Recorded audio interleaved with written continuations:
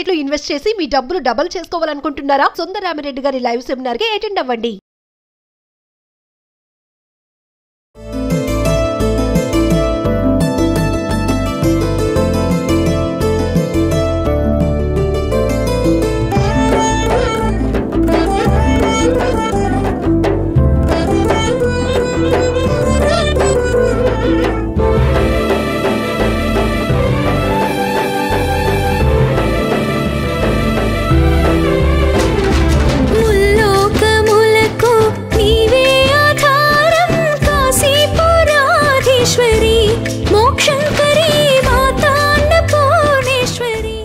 నమస్తే రమగారు. నమస్తే జయ. రమగారు, మనం దసరా శరన్నవరాత్రుల గురించి మాట్లాడుకుంటున్నాం. అందులో భాగంగా 3వ రోజులో ఉన్నాం. ఈ రోజు అమ్మవారి అలంకరణ విశిష్టత 3వ రోజులోకి వచ్చేసాం. అప్పుడే మొదలు పెట్టేదాకానే ఆలస్యంగా ఉంటుంది, మొదలయ్యాక రోజుకొకటి వరుసగా వెళ్ళిపోతుంది. ఈ నవదుర్గా విశేషాలలో, నవదుర్గా స్వరూపాల్లో అమ్మవారి వాళ్ళ చంద్రఘంటగా కనపడుతుంది. ఈ గంటని పోలి ఉన్నటువంటి చంద్రుడు ఆమె కిరీటం మీద కొలువై ఉంటాడనమాట. చిత్రమైన ఆకారంలో కనిపిస్తాడు చంద్రుడు. చాలా విశేషంగా కనిపిస్తుంది చంద్రఘంటాదేవి. అయితే శ్రీశైలంలో ఈ రోజున అమ్మవారిని చంద్రఘంటా స్వరూపంలో అలంకరిస్తారు. మనం విజయవాడని ఫాలో అవుతాం కదా, విజయవాడ ఇంద్రకీలాద్రి మీద అమ్మవారిని కనకదుర్గాదేవిని ఈ రోజున అన్నపూర్ణాదేవిగా అర్చిస్తారు. అయితే ఈ అన్నపూర్ణాదేవి అనగానే మనకి ఏమీ లేదు, భోజనము అంతే. అయితే ఈ అమ్మవారికి పసుపచ్చటి వస్త్రాలంకరణ చేస్తారు. చంద్రఘంట కూడా ఈ రోజున పసుపచ్చటి వస్త్రధారణే. ఈ రోజున మనం నివేదన చేసేటప్పుడు ఆహారం ఏం చేస్తాము, కట్టె పొంగలి, దధ్యోదనము అలాంటివి నివేదన చేస్తాం. చంద్రఘంట కూడా ఈ రోజున కొబ్బరన్నమే నివేదన. అయితే మనం తెల్లటి పదార్థాలు ఏవైనా కూడా నివేదన చేయవచ్చు. తెల్లగా ఉండేది ఇప్పుడు మనం కొబ్బరన్నం ఏం చేసుకోవచ్చు, ఒట్టి పెరుగన్నం అంటే తిరగమాత పెట్టే వెసులుబాటు లేకపోతే పెరుగన్నం చక్కగా కలిపి అదైనా కూడా మనం అమ్మవారికి నివేదన చేసుకోవచ్చు. అన్నపూర్ణ స్తవం చదువుకోవచ్చు. అయితే ఈ అమ్మవారిని ఈ రోజున మనం బాలికా స్వరూపాన్ని పూజిస్తాం కదా. 4 ఏళ్ల పాప, 4 సంవత్సరాలు నిండిన పాపని కళ్యాణి అంటారు. పేర్లు చూడు ఎంత ప్రత్యేకంగా ఉన్నాయో. ఈ కళ్యాణి స్వరూపంలో ఉన్న బాలికని గనక ఈ రోజున పూజిస్తే మనకి విద్య, వినయము, రాజభోగాలు ప్రాప్తిస్తాయి. ఒకవేళ ఈ పూజ చేసి ఆ పూజ చేయకపోయినా పర్వాలేదు, ఆ పూజ చేసి ఈ పూజ రెండూ చేయవలసిందేనన్న నియమం లేదు. అవకాశాన్ని బట్టి మనం ఇదే నియమం పెట్టుకున్నాం అనుకో, అమ్మవారిని అర్చించుకోవటమే, అర్చన చేసుకోవచ్చు. ఓ బాలిక పక్కింటి వాళ్ళ అమ్మాయి చిన్న పాప ఉంది, 4 ఏళ్ల పాపాయి, ఆమెను ఈ రోజున నిన్న మొన్న చేయలేదు, రేపు ఎల్లుండి సాగదు, ఈవేళ ఒకరోజు చేయొచ్చంటే చేయొచ్చు లక్షణంగా.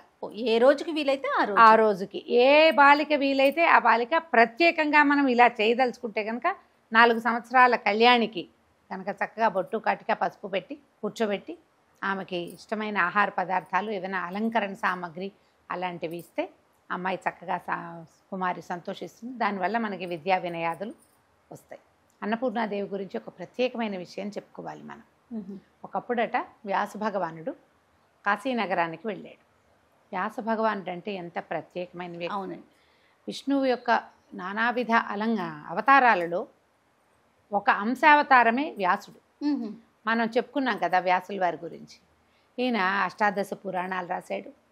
పిండీకృతంగా ఏకీకృతంగా ఉన్నటువంటి వేదాన్ని 4 భాగాలుగా విభజించాడు.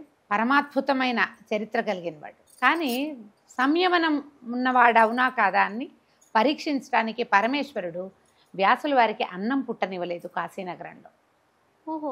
భిక్ష కావాలి, మధ్యాహ్నపు వేళకి భిక్షగా ఆయన ఎంత ప్రయత్నించినా అన్నం లభించల.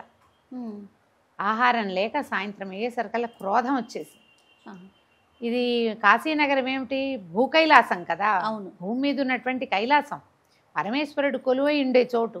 అలాంటి చోట వ్యాసుడిని నాకే అన్నం దొరక్కపోతే అని ఆయన కాశీనే శపించపూనుకున్నాడట. అప్పుడు అమ్మవారు ఒక పెద్ద ముత్తైదు స్వరూపంలో ఆయన కనపడి రా అన్నం తిందుగానని తీసుకెళ్ళి ఆయనకి భోజనం పెట్టి 10,000 మందికి ఏకబిగిన భోజనం పెట్టిందిట ఆవిడ ఆ సమయంలో. ఆ స్వరూపమే అన్నపూర్ణగా తెలుసుకున్నారు. మన భగవంతుడు, మన పరమేశ్వరుడు సృష్టిస్తాడు ప్రపంచాన్ని, అంతా తయారు చేస్తాడు. వీళ్ళందరికీ అన్నం పెట్టే బాధ్యత అమ్మదే.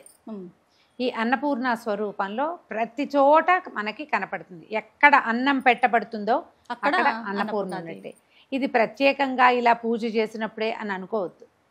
దానం అన్నం ఎవరికైనా ఇవ్వబడుతోంది అంటే అన్నపూర్ణ ఉన్నట్టు. నీకు ఈ భోజన ఇవి చేస్తారు కదా సత్రాలు, అన్న సత్రాలలో అక్కడ అన్నపూర్ణ విగ్రహం, అన్నపూర్ణ పూజ ఉంటుంది. ఒక గరిట చేత్తో పుచ్చుకున్న స్వరూపం కనిపిస్తుంది. కాశీ వెళ్ళిన వాళ్ళంతా ఒక చిన్న ప్రతిమనైనా తెచ్చుకుంటారు. ఈ అన్నపూర్ణ ఎలాంటి విశేషం అంటే, మనం ఏదైనా వంట చేసేటప్పుడు అన్నపూర్ణే సదాపూర్ణే శంకర ప్రాణవల్లభే జ్ఞాన వైరాగ్య సిద్ధ్యర్థం భిక్షాందేహి చ పార్వతి. ఈ శ్లోకం చెప్పుకుంటూ కనుక వంట చేస్తే వంట రుచిగా కుదురుతుంది. అదొకటే కాదు, మనం ఎంతమంది వచ్చినా ఆ అన్నం సరిపోతుంది. వాళ్ళని బట్టి ఈ వంట కుదురుతుంది. ఈ శ్లోకం రోజువారీ చదువుకోవాలి, నేర్చుకోవాలి అని చెప్తారు. ఈ రోజున మనం అన్నపూర్ణ స్వరూపాన్ని పూజిస్తాం. పసుపచ్చటివి తెల్లటి వస్త్రాలు ఒక్కొక్క చోట కనపడతాయి. విజయవాడ వాళ్ళు మనకి పసుపచ్చటి వస్త్రాన్ని అలంకరిస్తారు. మనం ఎవరికైనా ముత్తైదువుకి ఇచ్చేటప్పుడు కూడా పసుపచ్చని గాజులు, పసుపచ్చటి వస్త్రము అలాంటివి సమర్పణ చేస్తే మంచిది. చేమంతి పూలతో అర్చన చాలా విశేషమని చెప్తారు. మన అవకాశాన్ని బట్టి చేయాలి. అయితే ఏంటంటే ఇప్పుడు మనం దుర్గా స్వరూపాలన్నింటినీ కొలుచుకుంటామా? అవునండి. ఈ స్వరూపంలో ఈమె అన్నపూర్ణ అంటే ఆహారం ఇవ్వటమే ఆమె యొక్క ప్రధానమైన కర్తవ్యంగా భావించి ఉంటుంది ఆమె. అదే ఇప్పుడు ఒక రోజును పూజ చేసి మానేస్తే ఎట్లా? అవును, ఆమె లక్షణాన్ని మనం కూడా కొంత నేర్చుకోవాలి కదా. ఈ మొత్తం ఈ దుర్గా స్వరూపాలన్నీ కూడా అదే చెప్తున్నాయి మనకి. ప్రకృతి పట్ల ప్రేమగా ఉండటం, ఎవరి పట్లైనా మనుషుల పట్ల ఆదరంతో ఉండటం, భోజనం సమకూర్చటం, సహాయం చేయటం, అవసరమైతే కత్తిడాలు ధరించి యుద్ధానికైనా వెళ్ళడం. ఈ స్వరూపం అదే కదా మనం చెప్పుకుంటున్నాము. కాబట్టి ఈ అన్నపూర్ణ స్వరూపాన్ని పూజించి సంవత్సరంలో ఎవరొచ్చినా అతిథి అభ్యాగతుల్ని కాదనకండి. ఆహార పూజ చేసుకుని మానేయకుండా ఆమె లక్షణాన్ని కొంత సంతరించుకుంటే మనకి సౌభాగ్యము, విద్యా వినయం ఇంకోటి ఆటోమేటిక్గా వచ్చేస్తాయి సహజంగా. మనం ఇస్తూ ఉంటే వస్తుంది కదా ఎప్పుడు కూడా. ఖచ్చితంగా అండి. అందుకని అన్నదానం చేయటము, మన ఇంటికి ఎవరైనా వస్తే భోజనం పెట్టడము విసుగు లేకుండా, అది ప్రధానం. ఈ ఆలోచనతోటి మనం అమ్మవారిని అర్చించుకోవచ్చు. అన్నపూర్ణాష్టకం చాలా విశేషంగా ఉంటుంది. అన్నపూర్ణాష్టకం చదువుకోవచ్చు. అన్నపూర్ణ అష్టోత్తరం కూడా లభిస్తుంది. చక్కగా ఒక చిటికెడు కుంకుమ తీసుకోవటం, అన్నపూర్ణాదేవి అష్టోత్తరం చదువుకుని కుంకుమను సమర్పించి పూజా విధానాన్ని పరిసమాప్తం చేసుకోవచ్చు.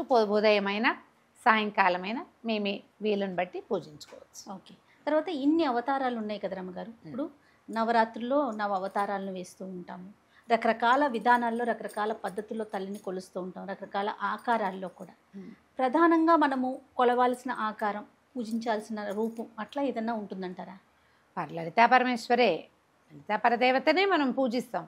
ఆయా సమయాన్ని బట్టి ఆమె స్వరూపం మార్చుకుంటుంది. మనకి ప్రకృతి స్వరూపం మార్చుకోవటల్లా. అవును. ఋతువుకి మారిపోతుందా? ఈ ఋతువు ఇవాళ ఉంది, ఇవాళ చల్లగా వాన వస్తోంది, ఈ వానే ఉంటుందా?